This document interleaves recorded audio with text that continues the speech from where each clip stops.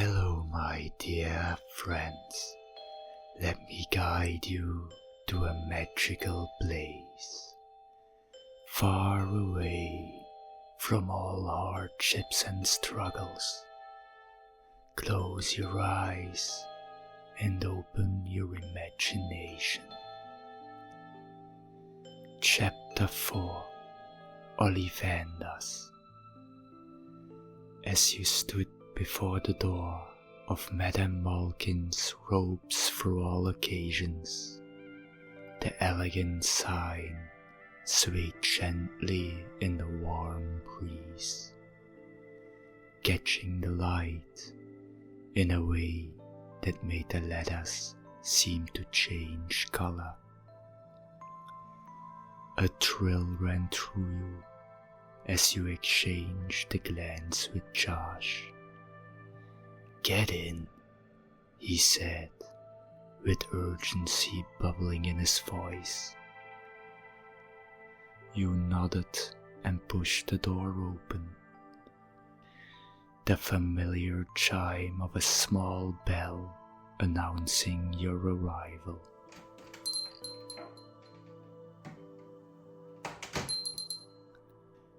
Inside, the shop was a treasure trove of fabric and color. Rolls of shimmering silk, velvet, and other enchanting materials lined the walls, while half-finished ropes hung from the ceiling, fluttering slightly as if alive. A soft glow emanated from the magical lanterns, casting a warm light that made the place feel cozy. "Welcome." Madame Malkin's cheerful voice greeted you from the back of the store, where she was busy adjusting a rope on another boy. Her curly hair bounced as she turned, and her bright eyes sparkled with the wisdom of someone who had been in business for ages. "First time at Hogwarts, I see. Come in, come in." You wasted no time and headed straight for a display full of richly colored robes. "Look at these. I can already picture myself in the emerald green one," you exclaimed, holding up a robe that glimmered like a forest in sunlight. "It would suit you," Madame Malkin agreed, chuckling at the enthusiasm radiating from you. "But I don't think they will be happy at Hogwarts if you wear anything other than the black ones on your list," she added friendly.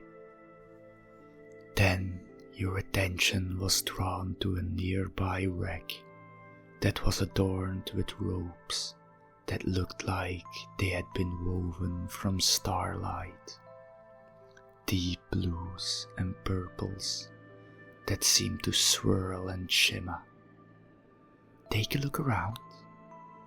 I'll be with you as soon as I'm finished with him," she said, pointing to the boy in the back, wearing a robe that was at minimum 10 inches too long. You strolled around the shop for a while, until you reached the back of the store, where the boy that Madame Malkin was helping stood. As you turned to face the boy, you noticed the friendly smile spread across his face. "Hi, I'm Scott," he said, his voice warm and inviting. "Are you a first year too?" "Yeah, I am. I'm so excited," you replied, feeling a rush of camaraderie. "Same here.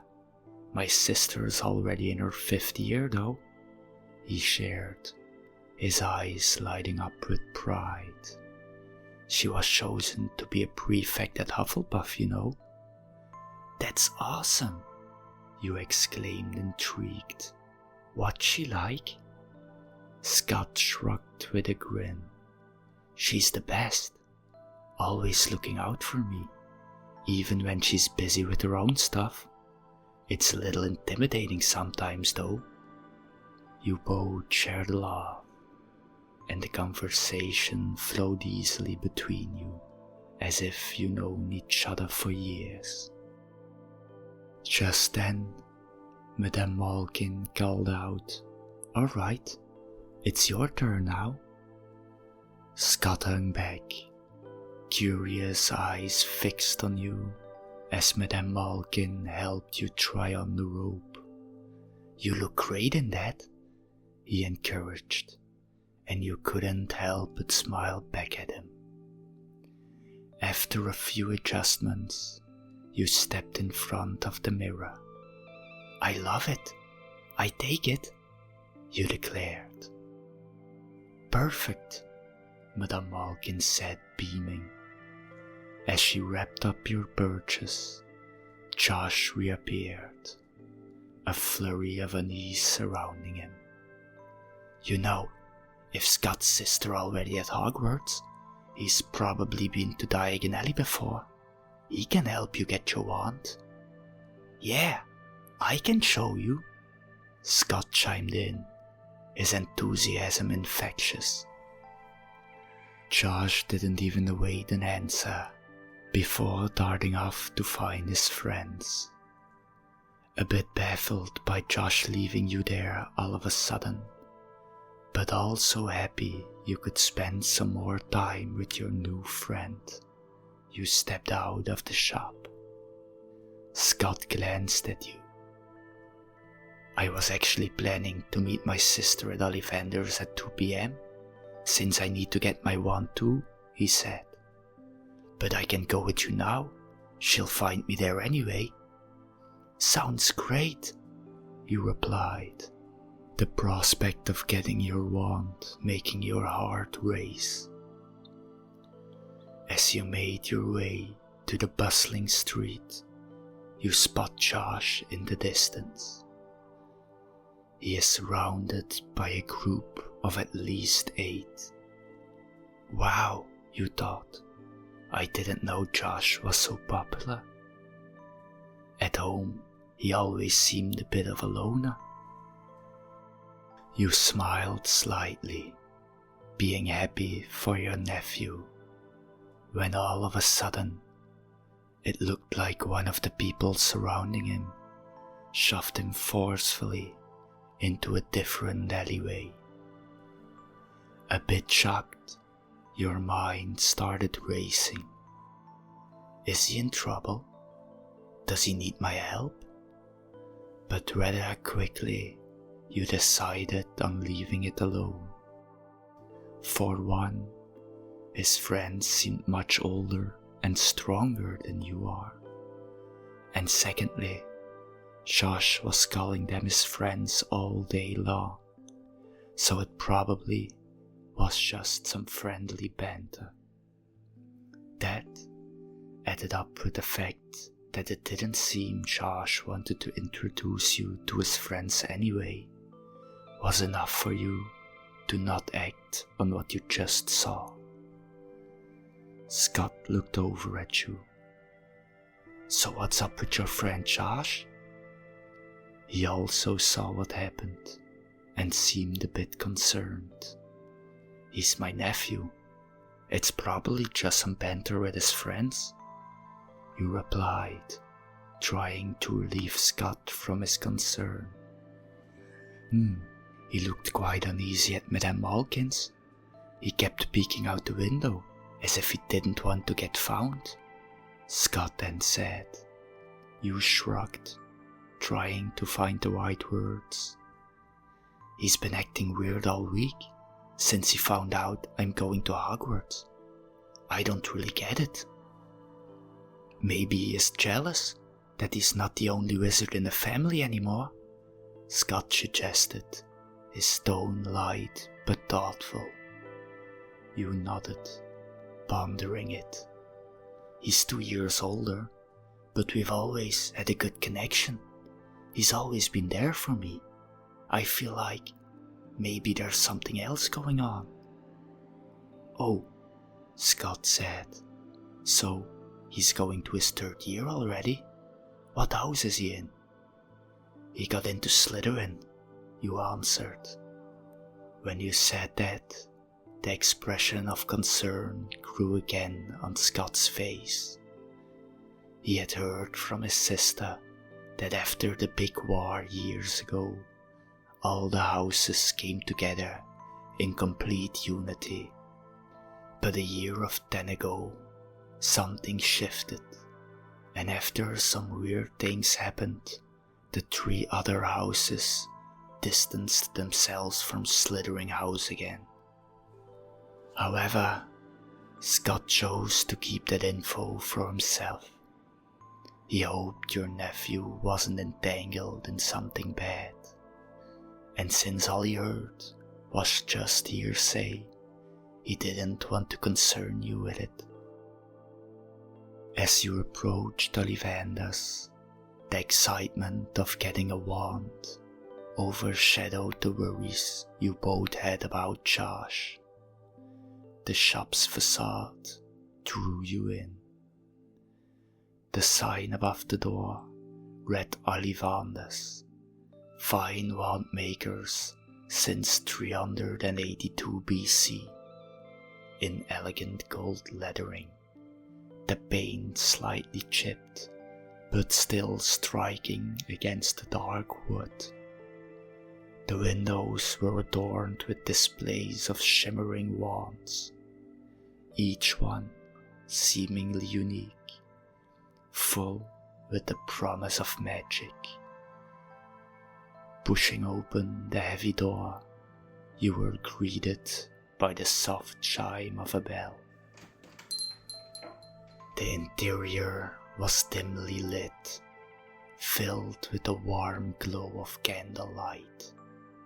Shelves upon shelves of wand boxes lined the walls, stretching up to the ceiling, creating an intimate and slightly mysterious atmosphere.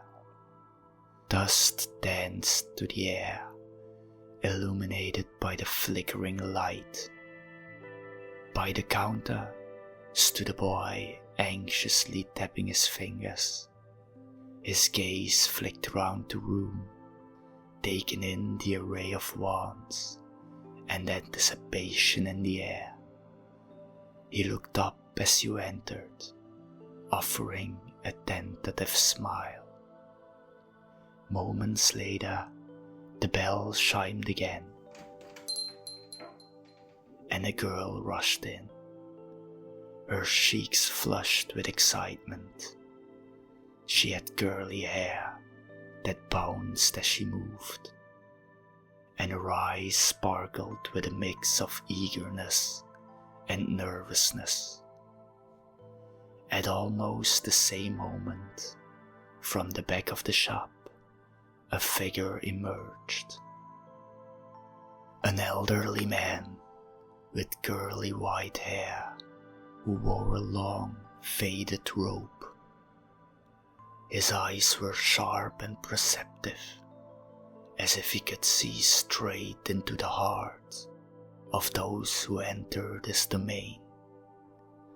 "Welcome," he said with a warm smile, his voice smooth and inviting. "I am Garrick Ollivander. It's my pleasure to assist you today." He turned his attention to the boy at the counter. "And you are?" "Avery," the boy replied, trying to mask his nerves. "Ah, Avery, a fine name indeed." Ollivander nodded thoughtfully, his eyes twinkling. "What brings you here today?" "I need a wand," Avery said, his voice steadier now. "Of course, the wand chooses the wizard, you know." Scott nudged you, his excitement evident. This is it. This is the moment we've been waiting for. The air felt charged, as if magic itself lingered just beyond your reach. You exchanged glances with Scott, both of you aware that your turn was coming soon. Avery stepped forward, the anticipation evident in his posture.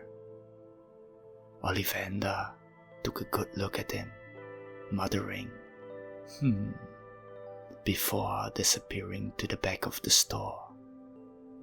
When he reappeared, he was carrying a ladder and positioned it in front of the west wall, where thousands of boxes were neatly stacked. Climbing up, he shuffled the black box out of the pile. Then 3/4 inches, ashwood, gore of troll whiskers, absolutely unyielding, he declared, handing the wand to Avery. But even before Avery could give it a wave, a thick string of fire erupted from the tip. No, no, no, definitely not, Ollivander exclaimed, hastily snatching the wand back. Avery looked a bit shocked, but steadied himself. Ollivander returned quickly with another wand. 9.5 inches, hawthorn wood, gore of dragon heartstring, rather springy, he said. Avery nervously took the wand and gave it a cautious flick. To his relief, the wand lit up brilliantly. Very impressive, Ollivander remarked, a smile creeping onto his face. You could see a weight lift off Avery's shoulders. Who is next? He then asked.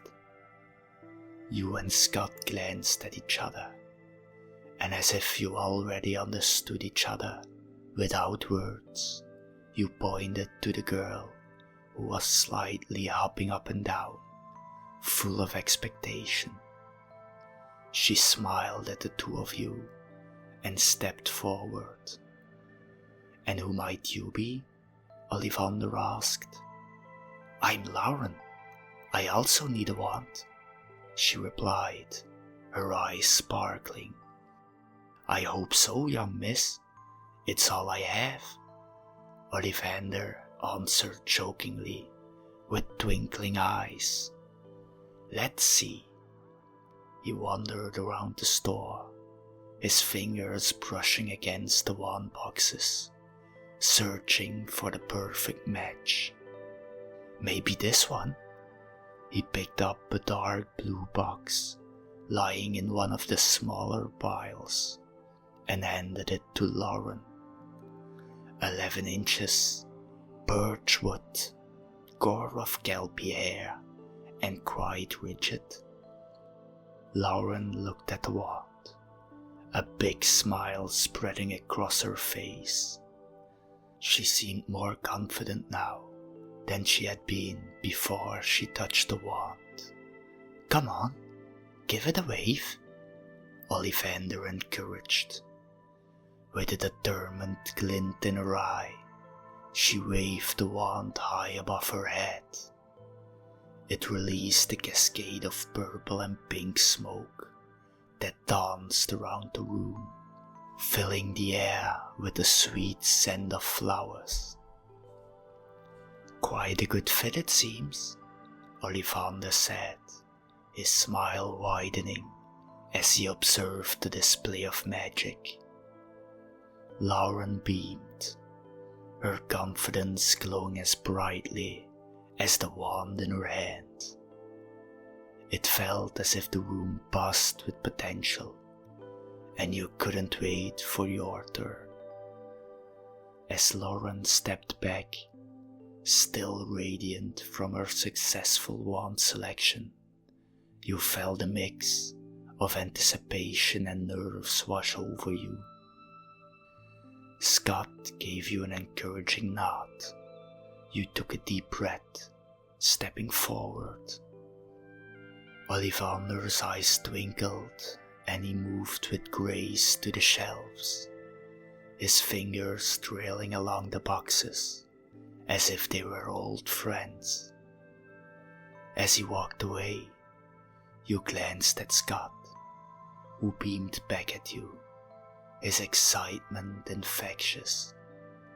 You felt the air around you pulse with magic, like a heartbeat that quickened with each passing moment.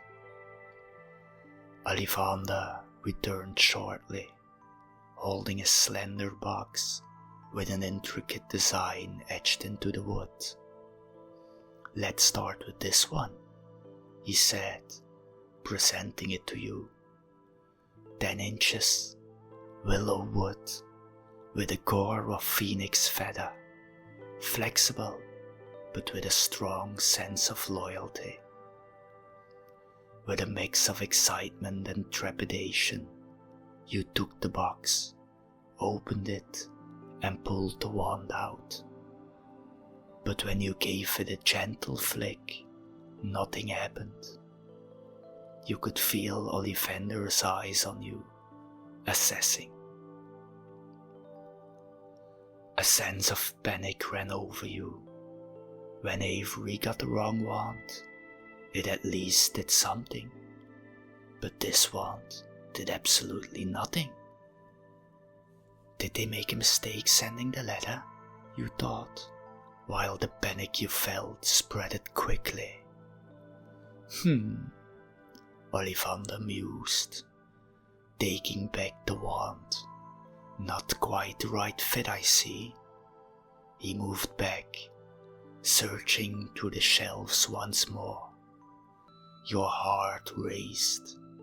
You could hear your own breathing, a soft echo in the stillness of the shop. It was almost as if the walls were leaning in.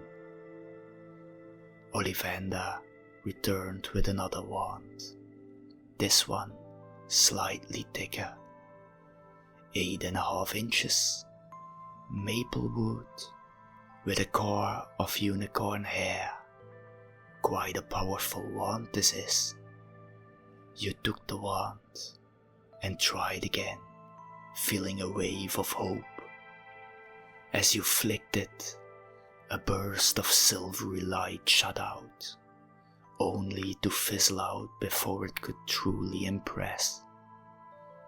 A soft sigh escaped your lips as Ollivander looked thoughtful once more. "Not quite," he said, his tone encouraging rather than disheartening. "Don't worry, we'll find the right one." He moved once more to the shelves, pulling down box after box, each time examining its contents and shaking his head. After what felt like an eternity, he returned with a new wand, this one adorned with a delicate fine pattern. "Ah, this one is special," he declared. "It's very rare for a wand to accept this type of core. It took me over 50 times before I even managed to make one. 12 inches, fine wood, core of demiguy's hair, known for its ability to enchant the user's intuition." You could sense something different about this wand as you held it. The moment it touched your palm, a jolt of energy surged through you, as if the wand had been waiting just for you. You raised it instinctively, and without even trying, it released a shimmering stream of golden light that spiraled and twirled through the air like a dancer. Ollivander's eyes sparkled with delight. Yes, yes, that's it. A perfect match indeed. His enthusiasm was infectious, and you couldn't help but grin, feeling a weight lift off your shoulders. Thank you, you whispered, the wand feeling like an extension of yourself. As you stepped back, your heart swelled with newfound confidence. You joined Lauren and Avery, the three of you, now united by the magic of your wands. Scott was next, and you exchanged excited looks. Now, let's find a wand for you, my young friend, Ollivander said, his voice warm and reassuring. Scott stood straighter, excitement flickering in his eyes. Ollivander moved purposefully to a shelf lined with wands, his fingers dancing over the wood, as if sensing their energy. He finally pulled down a slender box and turned back to Scott. 12 inches, bare wood, with a core of phoenix feather, pretty stiff, but with great potential for powerful magic. Scott took the box eagerly and opened it with a grin spreading across his face. As he pulled the wand from its casing, a chime sounded, and the bell above the door jingled again. An older girl stepped inside, her presence commanding the attention of everyone in the shop. At that moment, Scott couldn't contain his enthusiasm. He raised the wand and began to swing it around playfully. "Look at this!" he exclaimed, twirling the wand in the air. But his excitement proved to be a bit too much. With a sudden whoosh, a nearby jar of ink toppled from the desk, exploding everywhere and splattering dark blue ink all over his face. The room felt silent, and you couldn't help but stifle a laugh. "Oh dear!" Ollivander exclaimed, his eyes wide. "There you!" With a swift flick of his own wand, all the ink vanished in an instant, leaving Scott blinking in shock. He took the wand back from Scott's hands, shaking his head with a mix of amusement and exasperation. Just then, the older girl chuckled and said, "That's how I know my brother." Scott's cheeks flushed a deep red as he shifted his gaze to the floor. Ollivander, ever the professional, simply smiled before turning to the shelves once more, searching for another wand. After a moment, he returned with a wand from the pile next to the counter. 10 1/3 inches, oak wood, with a core of neasel whiskers, just a little brittle. He handed it to Scott, who took a deep breath and focused, a more serious look setting on his face. This time, when Scott flicked the wand, it was with caution. But to everyone's surprise, Avery's pants suddenly dropped to his ankles with a comical thud. The shop erupted in laughter, and Avery, blushing furiously, tried to pull them back up. "Not the right one either," Ollivander mused, with a twinkle of playfulness in his eyes. "I wonder," he mumbled, retreating to the back of the shop again. When he returned, He placed an old dusty yellow box on the counter. "The last one I have from my younger days," he said, his tone almost nostalgic. "I don't use this type of core anymore. They tend to be quite temperamental, but perhaps your temperament will work well with it." He opened the box, which revealed a rather long wand. 15 inches, mahogany wood, and a core of Fila hair, fairly flexible. Scott picked the wand up carefully, eyeing it with curiosity.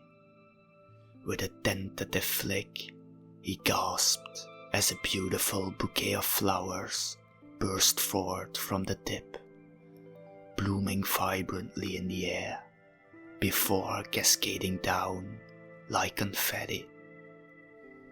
Ollivander's eyes sparkled with delight as he watched Scott wield the mahogany wand, the bouquet of flowers shimmering in the air like a celebration of newfound magic.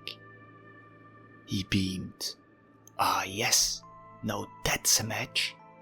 I must say, it's not every day I find homes for 2 rare wands in one sitting. I am simply delighted. I can only imagine the wonders that await you both." You felt a swell of excitement, the energy in the shop almost palpable, as you exchanged grins with Scott. As your excitement bubbled over, you glanced at your watch, only to realize you had just 2 minutes to reach the ice cream parlor. "Oh no, I'm going to be late," you exclaimed, glancing at Scott. "Can you remind me the way back?" Without hesitation, Scott called out to his sister, who was still near the entrance. "Millie, what's the fastest way to Diagon Alley's ice cream parlor?" She turned to you, her smile brightening the room. "It's just a few blocks down from here. We'd be happy to walk with you." Relief washed over you, and you nodded gratefully. "Thanks, I really appreciate it." As you stepped out of Ollivander's shop, the sun spilled over the street, illuminating the path ahead. You turned to Lauren and Avery, who were still lingering by the door, their faces alight with excitement, and said your goodbyes. "It was great to share this with you. I hope to see you both again at the Hogwarts Express," Scott added, his voice full of optimism. "Definitely," Lauren replied, and Avery nodded enthusiastically. You and Scott, along with his sister, set off towards the ice cream parlor, the thrill of your wands still buzzing in the air around you. As you walked, laughter and light-hearted chatter filled the space, the promise of adventure lingering just ahead. The world felt a little brighter, and you couldn't help but feel that this was just the beginning of something truly magical.